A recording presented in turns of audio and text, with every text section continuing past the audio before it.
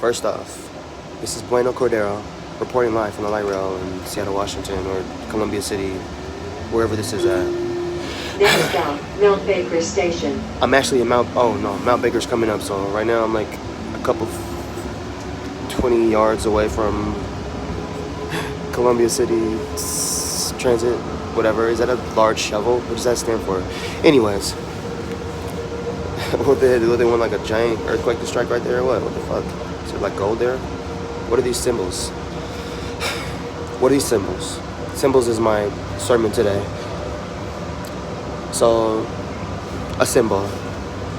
A few days ago, in less than 72 hours ago, Kobe Bryant died in a helicopter accident, and the world's now going crazy and posting all sorts of memes, and they are, like crying and, giving all this grief up into, social media and the airwaves.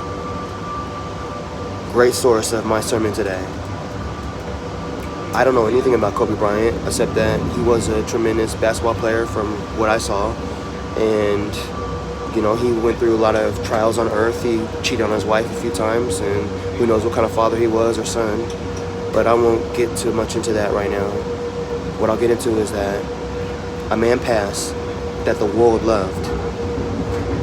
Even within the world, there's children of God, the Creator, the positive vibration, the highest vibration of all, that wants people to not be so focused on the world, but really focus on it itself, not a him or a her. Remember that?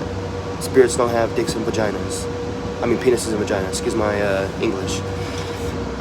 But so that being said, let's get real. You have this man that was so amazing in the world, and now he's gone. What are you gonna let that do to inspire you to get in touch with whatever you need to get in touch with and change whatever you need to touch before it's too late?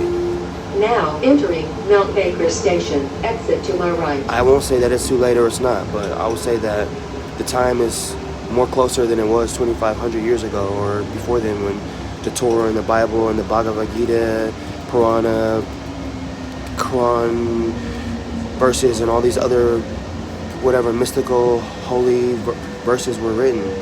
So with this one man dying, think about how many people are out there watching this, which I know people are watching this. What are you going to do with the rest of your time here? Are you going to watch sports knowing that sports players can, just come up missing one day after the next, the day before they were shooting perfect threes or slam dunking at their house or their mansions? It's time to really wake up. If you don't believe in God, that's okay. If you do believe in God, and if you feel that there's a connection that you have with something outside this world, and you want to call it whatever you want to call it, let's just say Creator, just to make it real easy. I highly suggest, especially in Seattle, Washington, and Washington as a whole, and the West Coast, and America as a whole. America as a whole. Let's just group it all in one big, however you shape it all up.